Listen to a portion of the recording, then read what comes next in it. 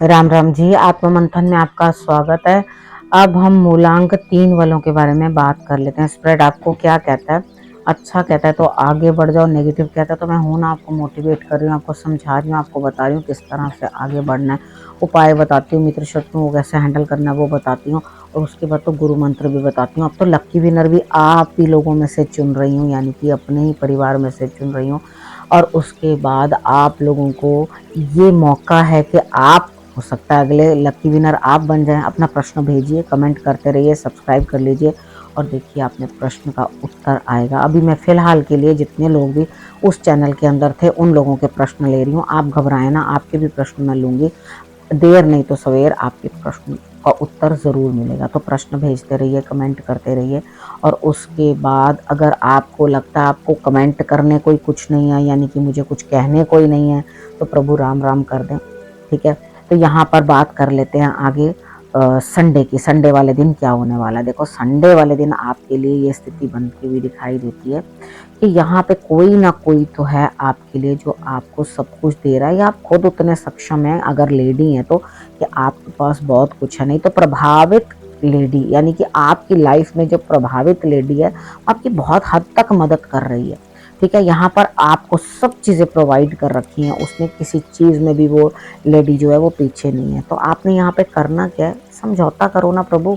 यहाँ पर अगर आप इतनी अच्छी लेडी के साथ भी अगर समझौता नहीं कर रहे तो फिर लाइफ में क्या चीज़ करेंगे आप? ठीक है, समझो इस चीज़ को कि आपके लिए किसी स्त्री ने बहुत बढ़िया किया है, सब कुछ आपके लिए किया है। वो अच्छी पोजीशन में बैठी हुई है, वो कोई एस्ट्रोलॉजर हो सकती है, वो कोई अच्छी कंपनी में काम करने वाली हो सकती है, आपके लिए रिस्पेक्टेड, आपके कोई बड़े पोजीशन पे बैठी हुई कोई लेडी हो सकती है। तो आपने समझौता करके उनकी मदद लेने की चेष्टा करनी है। अब बात कर लेते हैं मंडे की। मंडे वाले दिन किसी के आने से आपको लाभ, सीनियर्स आपके साथ हैं, दिन अच्छा है आपके लिए।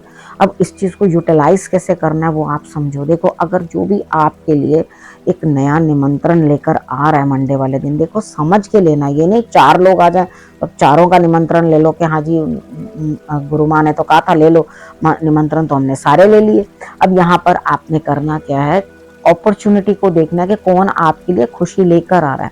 या सीनियर्स या बड़े भी आपके साथ देते हुए दिखाई देते। कितनी बार क्या होता है, सीनियर साथ नहीं देते तो रिजल्ट नहीं आ पाता। हम सेलिब्रेट तो कर लेते हैं, लेकिन उसके बाद क्या करें? यहाँ स्थिति आपकी इस तरह से कि आपने सेलिब्रेट भी करना है, और उसके बाद ध्यान देखो ओवर मत खा लेना, क्योंकि यहाँ पेट गड़बड़ी भी दिखाई दे रही है। थोड़ा संभल के अपना खान पान करना, ताकि आपको पेट के रिलेटेड कोई दिक्कत ना हो। ठीक है, बड़ों का सम्मान करो, और जो आया है अतिथि उसको भी रिस्पेक्ट करो।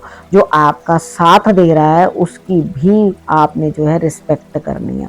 उसके बाद बात करते हैं ट्यूसडे। ट्यूसडे वाले दिन मुझे ऐसा लगता है यहाँ पे स्थिति आपके लिए इस तरह से है कि आप अपने जीवन साथी के साथ, पार्टनर के साथ या लव्ड वन के साथ जो है बैठ करके डिस्कशन करते हुए दिखाई देते हो। यहाँ पुरानी बातें खुरेद खुरेद के लाओगे करने के लिए, इसने ऐसे किया, उसने वैसे किया ट्यूसडे वाले दिन। तो यहाँ पर अच्छी अच्छी बातें निकालना, आप एल्बम निकाल लेना अगर कुछ गुड मेमोरीज हों तो। अगर कुछ मेमोरीज आपको डिस्टर्ब करती हैं, तो अगर आप अपने जीवन में अपना कार्य करना चाहते हैं या अपने शरीर को आप चलाना चाहते हैं, तो उसके बाद आपको इस चीज़ का ध्यान रखना चाहिए कि आप गलत चीज़ों को ले लेके बार बार आगे मत आओ। ठीक है, अगर आप बार बार गलत चीज़ों को ले लेकर आगे आते हो तो आप परेशान रहोगे, आप कुछ भी आगे बेहतर कर नहीं पाओगे। 4-5 दिन तो डिप्रेशन में निकाल दोगे, उसका फायदा क्या है? तो उन चीज़ों को मत सोचो। कुछ बेहतर कर सकते हो तो किसी के लिए बेहतर करो, अदरवाइज नहीं करो।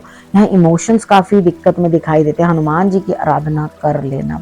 कोई ना कोई ऐसा साथी ढूंढ रहे हो जिसके साथ बात कर सको। ठीक है, तो यहाँ पे पुराना कोई बंदा आके आपके साथ अटक ना जाए, यानी कि पास्ट से कोई आकर इस समय आपको पैम्पर ना करे। इस चीज़ का विशेष ध्यान रखना, क्योंकि वहीं तुम्हारा डाउनफॉल होगा। क्योंकि वो ऐसा ब्रेन वॉश करेगा कि तुम्हें, तुम्हारी लंका लगा देगा। इस चीज़ को ध्यान रख लेना कि आप किससे बात कर रहे हो, किससे किस तरह से डील करनी है। ठीक है, चीज़ तो बता दी, लेकिन आपने समझना क्या है वो मैंने आपको बता दिया। अब वेडनेसडे की बात कर लेते हैं। वेडनेसडे वाले दिन मुझे ऐसा लगता है यहाँ स्थिति आपकी इस तरह से बनती है।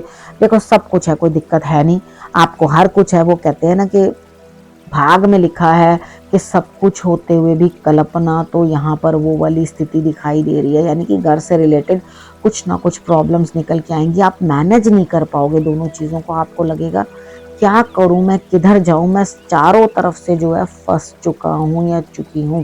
तो यहाँ पे आपके लिए स्थिति क्या बनेगी कि आपको क्या करना है, शांत रहना है। अभी शंकर भगवान की आराधना करना, ठीक है, गणेश जी को आप दूर्वा चढ़ा देना।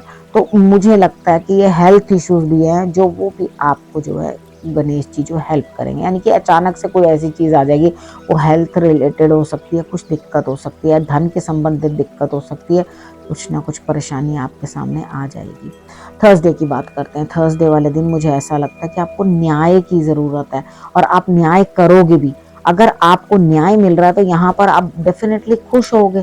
कितनी बार क्या होता है, हम न्याय के लिए बहुत सारी चीज़ें करते हैं, हमें ऐसा लगता है हमारे साथ जो भी कुछ गलत हो रहा है उसका न्याय हमें मिले। तो कितनी बार होता है ईश्वर नज़रअंदाज कर देते हैं, उसको डिले करते हैं, आपके पेशेंस चेक करते हैं कि क्या आप उनको इस स्थिति में भी याद रखते हो। अगर आप उनको उस स्थिति में भी याद रख रहे हो तो वो डेफिनेटली आपको देर नहीं तो सवेर ज़रूर जस्टिस देंगे। भगवान के घर देर होती है, अंधेर नहीं होता, इस चीज़ में बिलीव करो। अब बात कर लेते हैं फ्राइडे की। फ्राइडे वाले दिन मुझे ऐसा लगता है आपके काम डिले रुकते हुए आप सोचते हो कि दोबारा नए सिरे से शुरू करता हूँ ना, नई एनर्जी के साथ शुरू करता हूँ। हाँ करिए ज़रूर, बहुत अच्छी सी बात है।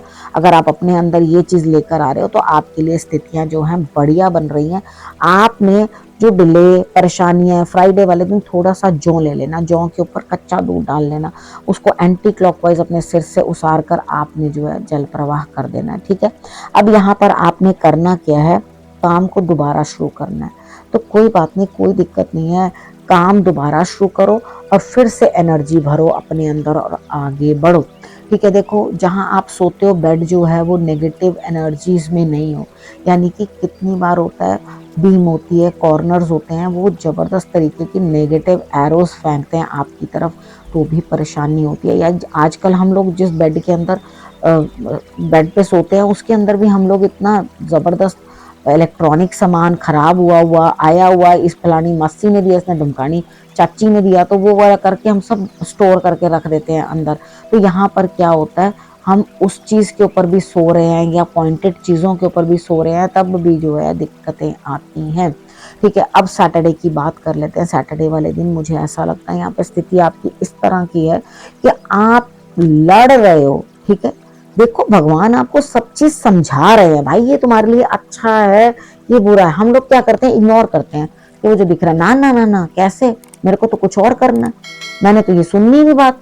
तो भगवान खुद थोड़ी चलकर नीचे उतर के आएंगे आपके लिए, आपके लिए कोई ना कोई इस तरह का बंदा भेज देते हैं, अपना बंदा, यानी कि खुद का मैसेंजर। ये चीज समझो कि कभी आपका बॉस चल के आपको कुछ समझाने नहीं आता, आपको समझाता कौन है, उनसे जो लोअर लगे होंगे कोई काम धाम करने के अंदर, वो आके कहेंगे, वहां से बॉस से खुद डांट खा के आएंगे और अंदर आके आपको ये बोलेंगे कि भाई आपने ऐसे नहीं करना, ये नहीं करना, वो नहीं करना, तुम्हारा इतना टारगेट है, तुमने कंप्लीट नहीं किया, तुम्हारे साथ ऐसा होगा वैसा होगा।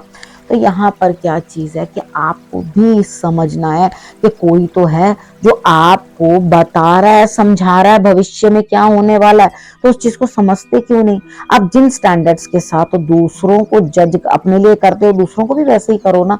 यानी कि आप अगर खुद सोचते हो कि हाँ जी नहीं जी नहीं, मैं तो कोई गलती करूँ तो इग्नोर की जाए, ठीक है, और दूसरा कोई गलती करे तो उसको फांसी की सजा, ऐसा नहीं होना चाहिए। तो आप उस चीज के लिए झगड़ रहे हो जबरदस्ती का कि हाँ इसको सजा मिले, इसको सजा मिले, इसको सजा मिले, ठीक है। वो मैं समझ सकती हूँ इन चीजों को, लेकिन आपको कंट्रोल करना है। आप डिस्टर्ब नहीं हो, इसीलिए आपको मैं समझा रही हूँ यहाँ पर, ठीक है, क्योंकि डिस्टर्बेंस आपको हो रही है। हम पहले किसी को दुख देने जाते हैं तो पहले तो हम अपनी आत्मा जला के जाते हैं, अपने आप को दुख देते हैं, तभी तो किसी और को दुख दे पाते हैं, ठीक है। इतनी क्षमता किसमें है। तो आपको यहाँ पे करना क्या, चीजों को समझो, ईश्वर के भरोसे सब चीज छोड़ो और आगे बढ़ो, ठीक है। अब गुरु मंत्र की बात कर लेते हैं। यहाँ पर क्या है, आपके इमोशंस बहुत जबरदस्त चल रहे हैं, लेकिन यहाँ पे अपने इमोशंस को अगर इतने जबरदस्त तरीके से चला रहे हो तो यहाँ कुर्बानी करनी सीखो, ठीक है। गुरु आपको ये कह रहे हैं कि अगर आपके पास इतनी एनर्जी है तो डिस्ट्रीब्यूटेड, उसको निकाल दो ना बाहर किसी चीज के लिए, ठीक है, कहीं और किसी को भला कर दो उस चीज के अंदर। अगर आपके पास इतना कुछ है तो उसे बाहर वितरण करो, ठीक है, अपने तक मत रखो। और उसके बाद क्या करो, आप यहाँ पर चीजों को जो है देना सीखो। जब आप देना सीख जाओगे ना तो डेफिनेटली वापस भी आएगा वो।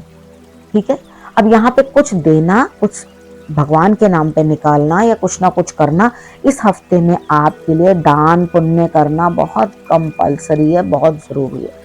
गुरु ढूंढ लो, गुरु आपके हो तो, नहीं तो आप किसी जरूरतमंद को कुछ भी दे सकते हो। ठीक है, अगर आपको ऐसा लगता है मेरे कोई गुरु नहीं है तो जाइए मंदिर में रखाइए। अगर आपको लगता है बाहर कोई आपके आंख के सामने आ जाता है, वो पीड़ित है, उसको जरूरत है किस चीज की, उसको दे दीजिए। अगर आपको लगता है मैं धर्म स्थान में देना चाहता हूँ तो धर्म स्थान में दे दीजिए, कोई दिक्कत नहीं है। आपको जहां उचित लगे वहां दे दो, लेकिन कुछ ना कुछ अपने से इम्पार्ट करना, यानी कि अपने भोजन में से कुछ निकालना, अपने वस्त्रों में से कुछ निकालना, अपनी इच्छाओं को मारकर किसी और की इच्छा की पूर्ति करना, ये होती है कुर्बानी। ठीक है, थोड़ी सी जो है ये करनी चाहिए, ये हमारे धर्म में अनिवार्य भी है। ठीक है, तभी तो सब चीजें जो है सेटल हो पाती हैं, एक साइकिल जो है एनर्जीज का वो प्रॉपरली चल पाता है। अब आपको समझ में आ गई मैंने आपको क्या समझाया। अब इस विषय को करती हूँ यहीं समाप्त, अगले विषय के साथ फिर से आपके पास आऊंगी। और रखना अपना और अपनों का बहुत अच्छे से ध्यान, अगले हफ्ते मेरे आने का करना इंतजार। तब तक के लिए